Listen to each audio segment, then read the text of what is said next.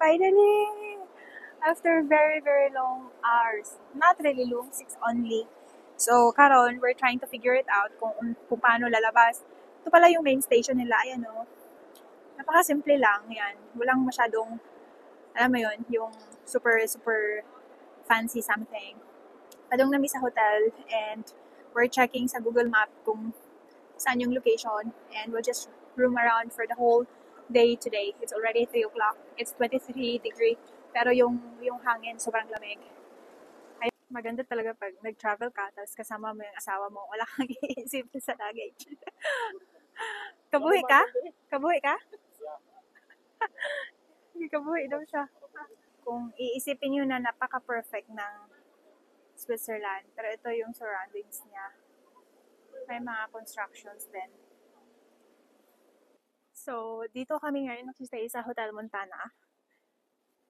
Super likod lang siya ng station. Pero since hindi man namin alam, siguro mga 15 minutes na kami naglakad, which is normal kapag hindi mo alam yung lugar, hindi ka familiar sa lugar. Ganun talaga.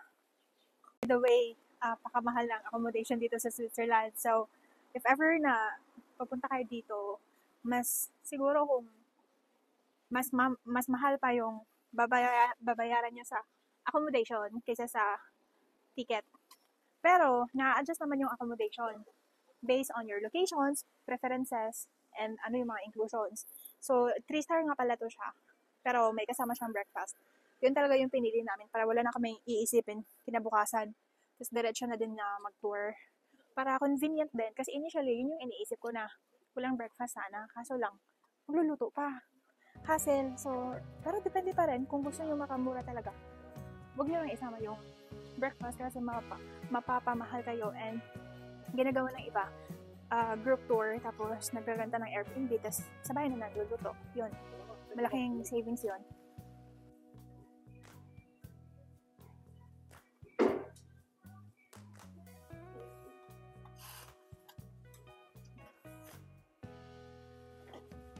Diba?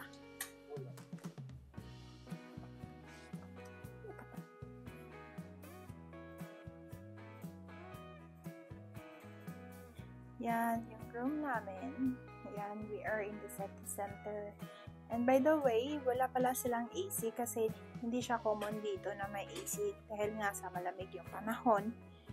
And now is 23 degree. Even though it's 23, super lamig pa rin. So, ayan, may electric fan siya. If ever na hindi enough yung lamig sa labas. Pero feeling ko sa gabi, super lamig pa rin siya. Super regular lang na double. Goods na siya for 2 adults. And then, ito yung washroom, which is good kasi may sarili kayong washroom. Unlike sa iba na sharing. I mean, wala namang problema yon.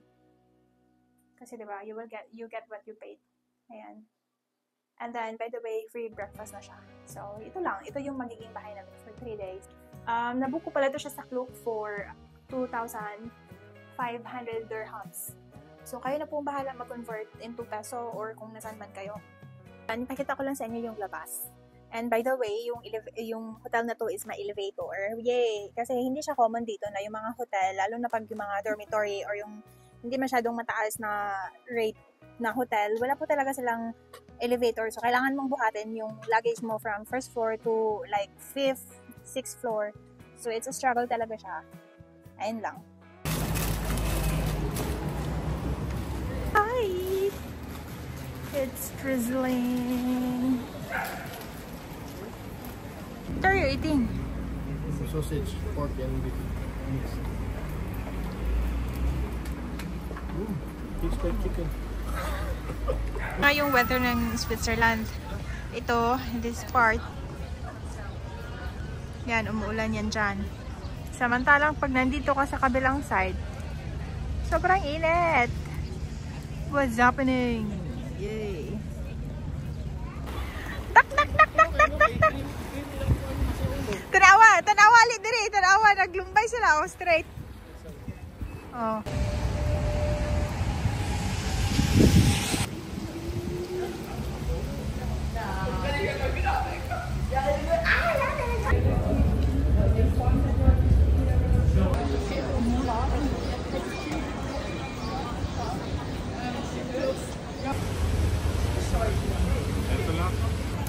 umuulan po ngayon at nag-ice cream.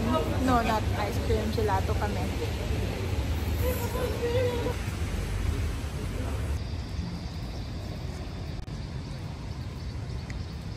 So, gikan siya nag-ulan karon, wala na siya ulan. Then undang muulan niya karon. Pauli na me kay abihan na mo og mo kusog gyud ayo ang ulan kini ha. So karon pero wala na karon. Ay na, hayag na pud ang langit.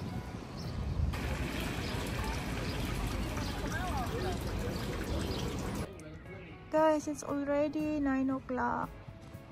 9 o'clock ng gabi. First time ko to ma-experience. Oh my gosh. This is normal here. It's 9 o'clock. Ano, may ilaw na lahat ng bahay. Tapos